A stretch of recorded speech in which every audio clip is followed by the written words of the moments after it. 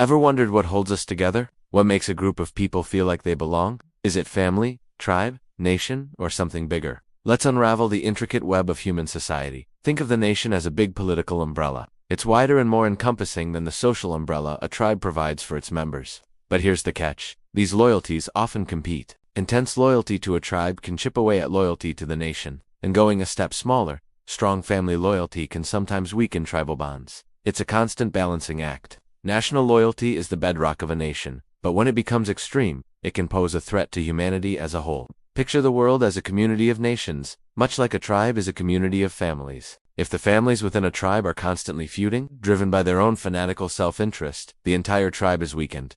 The same principle applies on a global scale. When a nation becomes fanatical, using its power against weaker nations or pursuing progress at the expense of others, it becomes a destructive force, harming the global community. But this doesn't mean we should abandon these smaller units. Quite the opposite. Strong individuals, with self-respect and a sense of responsibility, are the foundation of a strong family. A strong, respectable family, aware of its own value, becomes a social and material asset to its tribe. In the same way, a progressive, productive, and civilized nation is a tremendous benefit to the entire world. The real problem arises when a nation's political structure starts acting like a smaller, more primitive social unit, like a tribe or a family, adopting their narrow views and squabbles. So how does a family grow into a nation?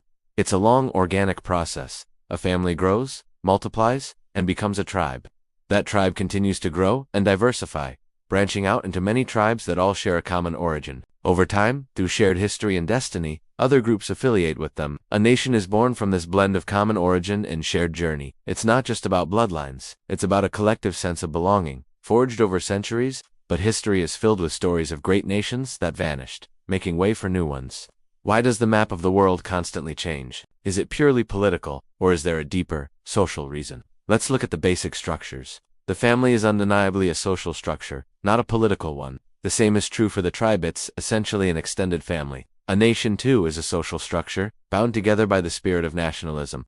Just as family ties bind a family, and tribalism binds a tribe, nationalism is the social glue of a nation. The ultimate social structure is humanity itself, bound by our shared human bond. These are fundamental truths of our existence. Political structures, on the other hand, are the states that make up the political map of the world. The key insight here is that political maps keep changing because political structures don't always align with these fundamental social realities. When a political structure perfectly matches a social structure like in a nation-state, it tends to last. If it's disrupted by outside forces or internal decay, it almost always re-emerges, fueled by national struggle and a desire for unity. However, when a political structure, like an empire, tries to contain multiple nations, it's inherently unstable. Eventually, the distinct national identities within that empire will assert themselves. Each nation will strive for independence, and the empire's map will be torn apart as its components revert to their natural social origins. History is full of fallen empires that prove this point. So, why were these multinational empires created in the first place?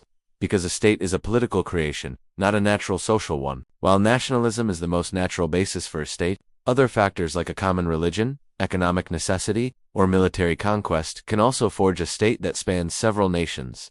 This is why we see an empire rise in one era, only to disintegrate in the next. When the spirit of nationalism becomes stronger than, say, a shared religious loyalty, the empire crumbles. Each nation reclaims its independence. Then, if the religious spirit grows stronger again, it might unify different nations under its banner, and the cycle continues. Ultimately, any state built on a foundation other than a single nation, whether it's for religious, economic, or military reasons, is destined to be challenged by national conflict. The social factor, the drive for national identity, will almost always triumph over the artificial political structure. No matter the political situation, the true foundation of an individual's life is the family. From there, it extends to the tribe, the nation, and finally, all of humanity. The social factor is the engine of history. It's the real, constant force that shapes our world. To ignore these national bonds, to try and build a political system that contradicts this social reality, is to build something temporary.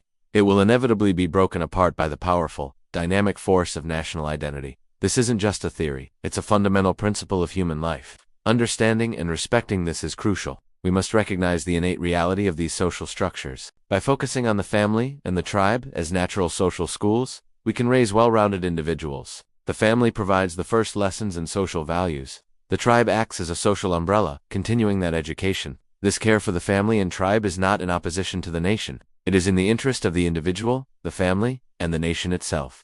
It is a core part of national identity. To build a stable and prosperous world, we must align our political actions with these deep-seated social truths. By understanding the proven principles of family, tribe, and nation, we can avoid the disorder and damage that come from working against the natural grain of human society. It's about recognizing who we are, from our most intimate circles to our place in the global community. Thanks for watching. If you found this exploration of society and identity insightful, please like, share, and subscribe for more deep dives into the forces that shape our world.